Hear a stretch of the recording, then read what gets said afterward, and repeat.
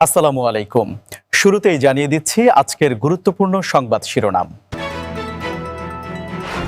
যুক্তরাষ্ট্রের সঙ্গে উত্তেজনা, এবার একযোগে চীন, রাশিয়া এবং ইরানের যুদ্ধজাহাজ। ইরানে বিক্ষোভে অন্তত ৪৮ জন নিহত, দাবি এইচআরএএনএ এর। ভেনিজুয়েলায় মার্কিন অভিযানে চাপে থাকা ইরানে উদ্বেগ বাড়ছে। ইরানে বিক্ষোভ দমনে শক্তি প্রয়োগের ইঙ্গিত ইসলামিক বিপ্লবী গার্ডের। আন্দোলনকারীদের মোবাইলে দেয়া হচ্ছে সতর্কতা, সহিংস রাতের পর ইরানে আবারও শুরু হয়েছে বিক্ষোভ। পুতিনকে কিম জং উনের চিঠি, সহযোগিতা অব্যাহত রাখার প্রতিশ্রুতি। শুনছিলেন সংবাদ শিরোনাম, এখন বিস্তারিত। যুক্তরাষ্ট্রের সঙ্গে উত্তেজনা, এবার একযোগে চীন, রাশিয়া এবং ইরানের যুদ্ধজাহাজ। যুক্তরাষ্ট্রের ভেনিজুয়েলা অভিযান এবং তেল ট্যাঙ্কার জব্দের উত্তেজনার মধ্যেই দক্ষিণ আফ্রিকার জলসীমায় যৌথ নৌমহড়া শুরু করেছে চীন, রাশিয়া এবং ইরান। শুক্রবার আল জাজিরার প্রতিবেদনে জানানো হয়েছে, কেপটাউনের সাইমন্সটাউন নৌঘাঁটিতে ৩ দেশের যুদ্ধজাহাজ একত্রিত হয়েছে, যার লক্ষ্য সমুদ্রপথ এবং অর্থনৈতিক কর্মকাণ্ডের নিরাপত্তা নিশ্চিত করা। সপ্তাহব্যাপী এই মহড়ায় সন্ত্রাসবিরোধী উদ্ধার অভিযান এবং সমুদ্রভিত্তিক লক্ষ্যবস্তুতে হামলার অনুশীলন চালানো হবে। দক্ষিণ আফ্রিকা এই মহড়াকে দীর্ঘমেয়াদী পরিকল্পনার অংশ এবং অভিজ্ঞতা বিনিময়ের মাধ্যম হিসেবে দেখলেও রাশিয়ার তেল ট্যাঙ্কার জব্দের প্রেক্ষাপটে মস্কো একে ওয়াশিংটনের আন্তর্জাতিক আইন লঙ্ঘনের বিরুদ্ধে একটি বার্তা হিসেবে অভিহিত করেছে। দক্ষিণ আফ্রিকার উপপ্রতিরক্ষামন্ত্রী বান্টু হলমিসা জানিয়েছেন, যুক্তরাষ্ট্রের সঙ্গে কোনো দেশের বিরোধের কারণে তাদের আতঙ্কিত হওয়ার কোনো প্রয়োজন নেই। তবে ট্রাম্প প্রশাসনের আগ্রাসী নীতির সময়ে এই মহড়া দক্ষিণ আফ্রিকা এবং যুক্তরাষ্ট্রের কূটনৈতিক সম্পর্কে নতুন করে চাপ সৃষ্টি করতে পারে বলে মনে করছেন বিশেষজ্ঞরা। ইরানে বিক্ষোভে অন্তত ৪৮ জন নিহত, দাবি করেছে এইচআরএএনএ। ইরানে চলমান সরকার বিরোধী বিক্ষোভে নিহতের সংখ্যা নিয়ে আন্তর্জাতিক মানবাধিকার সংস্থাগুলো উদ্বেগজনকভাবে তথ্য প্রকাশ করছে। যুক্তরাষ্ট্রভিত্তিক এইচআরএএনএ জানিয়েছে, গত ২৮ ডিসেম্বর থেকে শুরু হওয়া এই আন্দোলনে অন্তত ৪৮ জন বিক্ষোভকারী এবং ১৪ জন নিরাপত্তা সদস্য নিহত হয়েছেন। অন্যদিকে নরওয়ে ভিত্তিক ইরান হিউম্যান রাইটস দাবি করেছে যে নিহতের সংখ্যা ৫১ জন ছাড়িয়েছে, যার মধ্যে ৯ জন শিশু রয়েছে।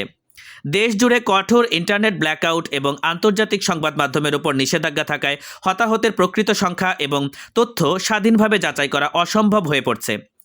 বিবিসি পার্সিয়ান এখন পর্যন্ত ২২ জনের মৃত্যু নিশ্চিত করতে পেরেছে, যদিও ইরান সরকার আনুষ্ঠানিকভাবে মাত্র ৬ জন নিরাপত্তা সদস্যের মৃত্যুর কথা স্বীকার করেছে।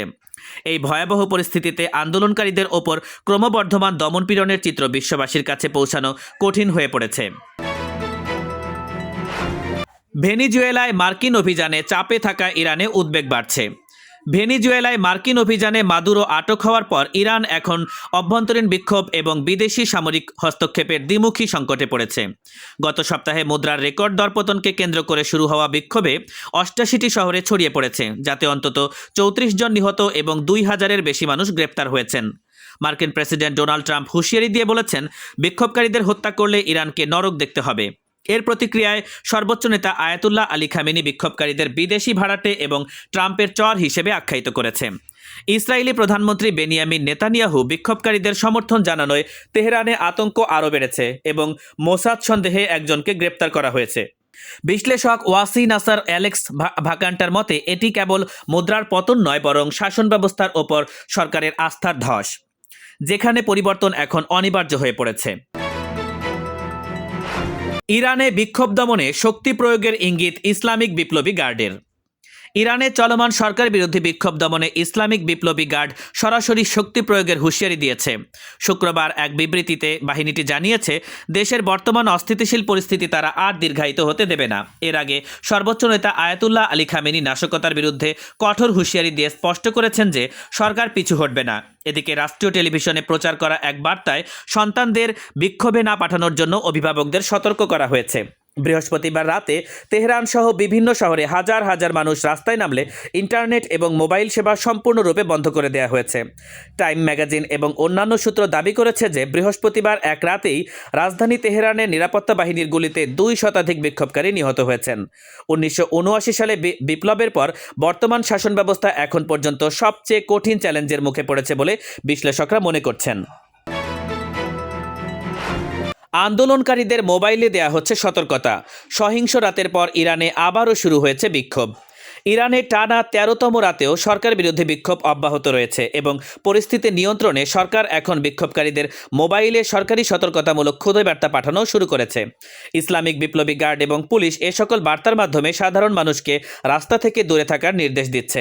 শুক্রবার রাতে রাজধানী তেহরানে নতুন করে সরকার বিরোধী স্লোগান এবং সমাবেশের খবর পাওয়া গেছে। তবে ২৪ ঘন্টার বেশি সময় ধরে ইন্টারনেট বিচ্ছিন্ন থাকায় ভিডিও এবং এর তথ্যের প্রবাহ সীমিত হয়ে পড়েছে।